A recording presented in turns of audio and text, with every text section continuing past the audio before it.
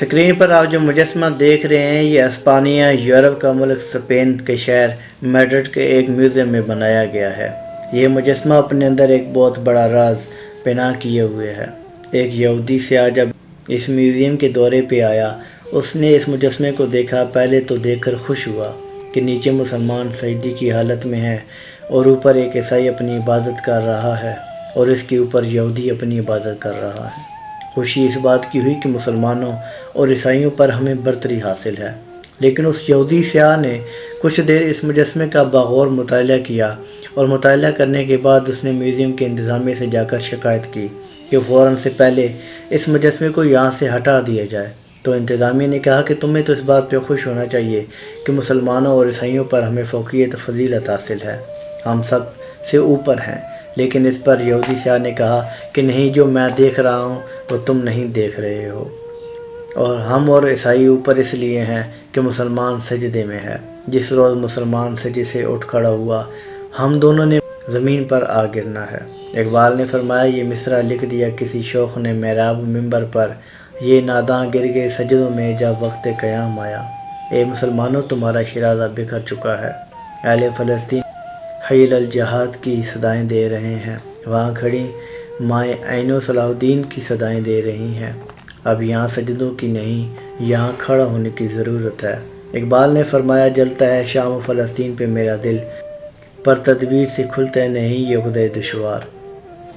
اب یہاں تدبیر کی نہیں، دعاؤں کی نہیں، سجدوں کی نہیں، واقعہ بدر و حنین کی ضرورت ہے، یہاں کھڑا ہونے کی ضرورت ہے۔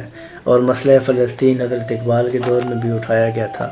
حضرت اقبال نے فرمایا تھا کہ ہے خاک فلسطین پہ یہودی کا اگر حق، ہسپانیہ پر حق نہیں کیوں اہل عرب کا؟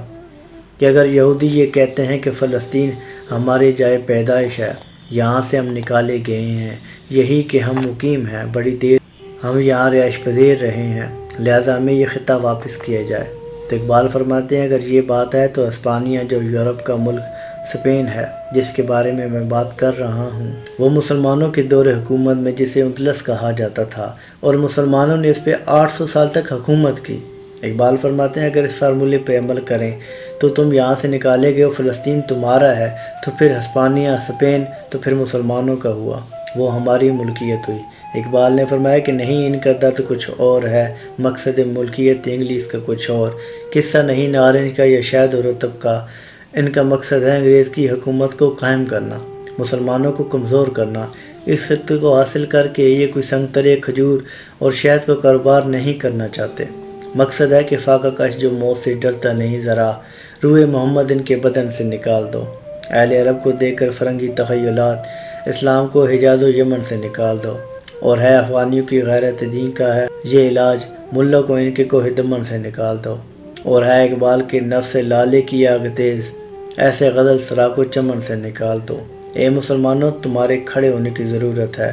تمام پوری دنیا کے مسلمان اس وقت خواب خرگوش میں سو رہے ہیں، جبکہ قبلہ اول خطرے میں ہے، اور 57 اسلامی ممالک کا اتحاد اس بات کا منتظر ہے کہ ابابیل آئیں اور آ کر 80 لاکھ یہودیوں سے ہماری جان چھڑائیں یا ان پر پتھر برسائیں۔ سلام پہنچے۔